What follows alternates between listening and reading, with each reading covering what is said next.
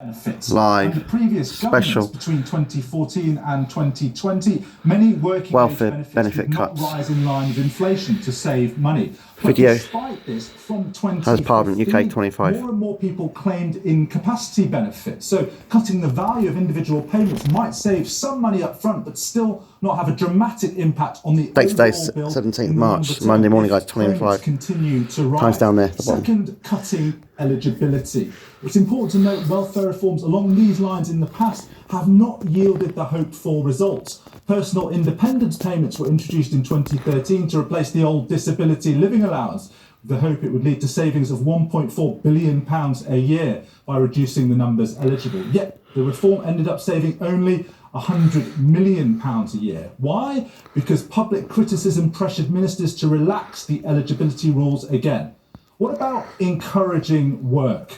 This could mean more regular reassessments of people receiving incapacity benefit and a requirement on them to start looking for jobs if they're found to be fit for work. When the government did more reassessments of people claiming incapacity benefits in the early 2010s, there is some evidence it led to some people coming off it. However, an aggressive or onerous reassessment regime could also risk imposing distress on people unable to work and could also create unexpected distortions in the system. Some experts reckon the greater use of sanctions on welfare claimants by the previous government might have been counterproductive. There are signs these pushed many people into claiming incapacity benefits where these sanctions did not apply. So the government certainly has a challenge on its hands with the numbers of working age, health and disability welfare claimants at high levels and the bill growing. History shows when governments look for savings from welfare spending, they do not always. Put thumbs up the right side screen. He's splashing out on Sign Age Reynolds, the Economic Secretary to the Treasury. Morning to you. Morning. My first question is, you're set to announce cuts to the welfare budget tomorrow. Our viewers will want to know why and how they're going to manage when those changes come in, and why are you doing it?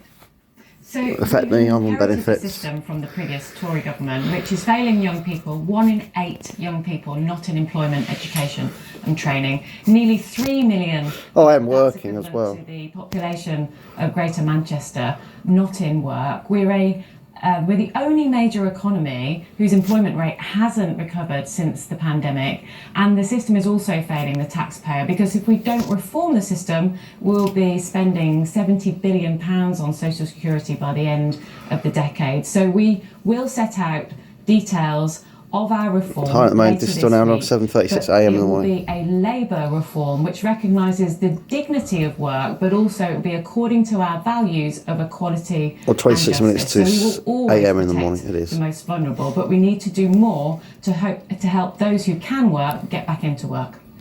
So back to my original question, which is, why do you have to do this? Well, as I've said, the current system is failing an entire generation of young people. 1 in 8 of those young people not in employment, education and training. We need to ensure that we don't waste the talents of that generation, but also for their sake that they get the dignity of work. But it's also failing employers, it's failing the nearly 3 million people who are out of work, and it's failing the taxpayer because it's not providing good value for money for the taxpayer, because that's money that we could spend and invest on the NHS, in our schools and in other areas. So it is about saving money?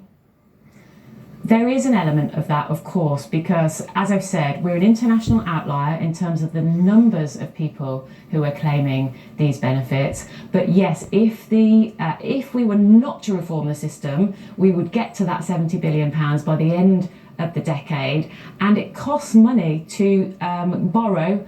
Government at the moment, 1 in 10 of the government spending is actually on debt interest on government debt. So there is an opportunity cost here of spending that much money on social security, and it is a system that is failing those people. It's a binary system. The system tells you either you can work or you can't work. And there's lots of people in that latter category who have been told they can't work, who actually want the support to get back into work. And we're determined that we should reform the system to allow that to happen. How much are you planning to save then on this budget? And with the money that you are hoping to save, will that then be reinvested into schemes to get people into work, job coaches, education? How will that be spent? Well, we've already created a number of new job coaches. We've also got some pilots across the country that bring together the support. So from you the won't be Department using for Work this and for Pensions. that? Well, as I've said, the detail will be set out by the Work and Pension Secretary this week, and those I can't answer those questions right now because we haven't set out the detail yet. Okay, we know, don't we, that the personal independent payment was set to be frozen. It seems you've had, Labour has had a change of heart over that. Is that because of divisions within the party? Splitting apart your No, parties. and that is media speculation, which I am not going to comment on. But what I will say is that we are a Labour government. We created the welfare state, and we will always protect the most vulnerable. We do know that because a number of Labour MPs have actually spoken up about it over the last few days about planned cuts. Kim Johnson said this is straight from the Tory playbook. Neil Duncan-Jordan says it feels like a rerun of austerity. So actually we do know that there has been discontent. Well, we are Can't deny it there, nowhere near the darling. austerity that we saw under the last Tory government. We are a government that put forward a budget in October which raised money through tax to invest in schools, to invest in hospitals, to invest in the NHS, £22.6 billion of additional resources into the NHS. But clearly not enough.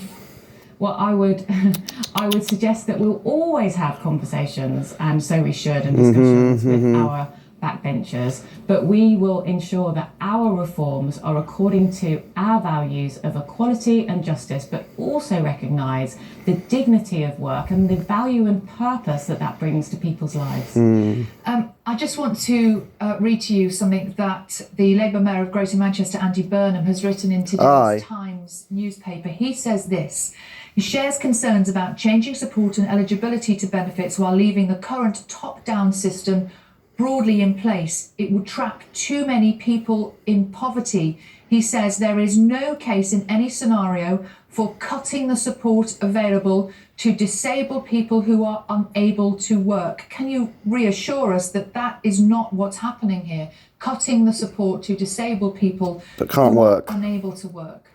Well, as I've said, people who have severe disabilities, who are the most vulnerable, will always get support, and we absolutely believe in that safety net. And Andy Burnham also said that the Prime Minister is right to reform the system. So I know that, I hate to disappoint you, but I don't think there's that much disagreement between us and the Mayor of Greater Manchester. Can you guarantee then that nobody who is entitled to benefits will be worse off after the changes? As I've said, the details of our reform to Social Security will be set out this week by Liz Kendall, the Work and Pension Secretary. But you're in the Treasury, you do know them. Do you know them? Well, I'm not going to comment on the speculation. You've said that we know certain things that, I'm sorry to say, I don't think are the case. And so I'm not going to get into the detail here because I am not making the enhancement today. Liz Kendall will be making the announcement about the shape of our reforms, and the principles underlying our reforms is something I can talk about, and they are Labour values and Labour principles. There is dignity in work, and we are committed to equality and fairness. But the current system is neither fair or sustainable, so we have to reform it. You're going to do that. You're lying. You're lying. Are locked out of the dignity of. I'm going to put people on the streets, poverty. I know you have various regulatory bodies coming into Downing Street today for discussions. Might you be talking to them about them actually being for the chop? Well, we want to ensure that there is less duplication in the system. That means that we shouldn't have the layering upon layering of regulation, but it's also the case that some regulators are being folded in to other regulators because companies that want to set up and grow are facing sometimes two sets of very similar rules or very similar processes to gain authorisation. And we don't think that that is a good use of resources, for one, but also it's slowing down growth and it's slowing down the initiative and entrepreneurship of British business. So we want to make the UK the very best place in the world to do business, and we want to reduce the administrative cost of complying with regulation for business so that they can focus on innovating and growing. And that's what the announcement about our regulatory action plan is about today. And we know that with the plans for NHS England, up to 30,000 jobs could go there. Do you know how Really? many more similar types of jobs might be Blimey, going? that's not Well, good. we're in discussions with the regulators about how to streamline regulation and how to get rid of duplication. But the objective here is to unleash the full potential of British business and make the UK the very best place to do business and kickstart economic growth, because we need that growth to put money into people's pockets through our plan for change and make people better off, but also to use the tax receipts to invest in our public services and improve the NHS and our schools and other public services across the country. Emma Reynolds, Economic Secretary to the Yeah. Treasury. Thank you. Interesting. Please subscribe, share it on Stan Gems. That's watching the video. Put thumbs up the right side of the screen. Bye everyone.